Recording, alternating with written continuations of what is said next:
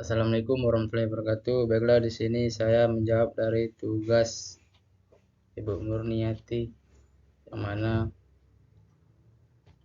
ada dua soal yang harus dijawab. Sebelumnya saya akan memperkenalkan diri dulu. Nama saya adalah Emroyan Aulia Syaputra dengan NIM 2314659, Prodi Sistem Informasi, mata kuliah Pengantar Teknologi Informasi, dosen pengasuh Ibu Dr. Murniati, Eskom MT.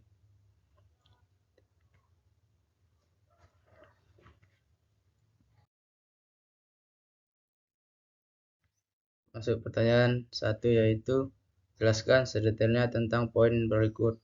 Yang pertama, register, RAM, sistem clock, bus, dan cache memori.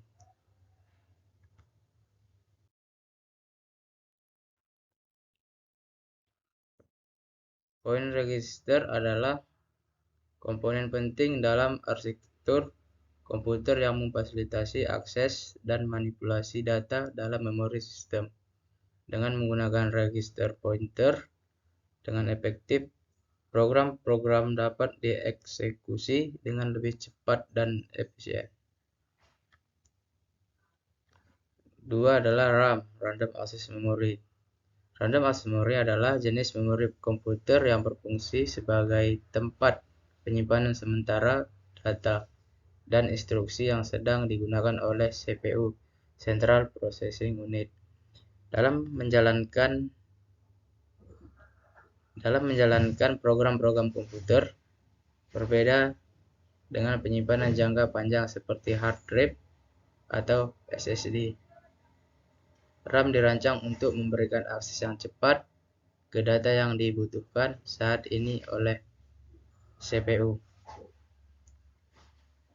Yang ketiga itu sistem clock. Sistem clock mengatur kecepatan operasi dasar dalam komputer seperti siklus instruksi CPU, transfer data antara komponen-komponen, dan pembaruan layar. Kecepatan sistem clock diukur dalam Hertz atau Hz dan biasanya dinyatakan dalam Hertz atau MHz atau Gigahertz atau GHz. Masuk ke yang keempat adalah bus. Bus merupakan komponen kunci dalam arsitektur komputer yang memungkinkan berbagai komponen untuk saling berkomunikasi dan bekerja sama dalam menjalankan tugas-tugas komputasi. Kecepatan, lebar, dan efisiensi bus memiliki dampak langsung terhadap kinerja keseluruhan sistem komputer. Yang kelima adalah jenis memori. Jenis memori terletak di dalam sebuah CPU, Central Processing Unit, atau RAM, Random Access Memory, dan RAM, Random Access Memory. Dalam sebuah sistem komputer, tujuan utama dari cache memori adalah untuk meningkatkan kinerja komputer dengan menyediakan akses cepat ke data yang paling sering digunakan oleh CPU.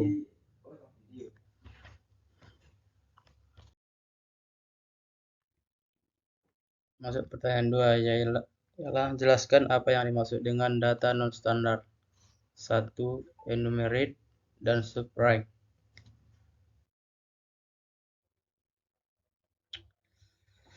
Enumerated data non-standar yang disebut enumerated adalah tipe data dalam memprogram yang memungkinkan pengguna untuk mendefinisikan daftar nilai yang mungkin untuk variabel tersebut. Biasanya, dalam program, enumerated digunakan untuk memberi nama pada kumpulan nilai yang berhubungan atau terbatas.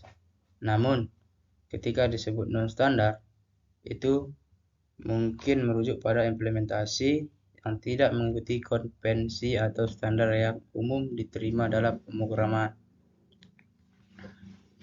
Masuk ke subrank.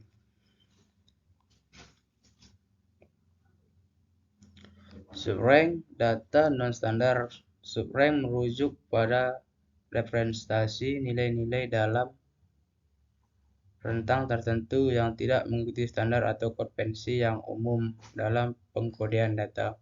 Subrank biasanya mengacu pada bagian tertentu dari rentang nilai yang mungkin untuk suatu tipe data. Sebagai contoh, dalam beberapa bahasa pemrograman seperti Pascal, ada tipe data yang disebut subrank yang memungkinkan Anda untuk mendefinisikan tipe data baru yang hanya berisi subset dari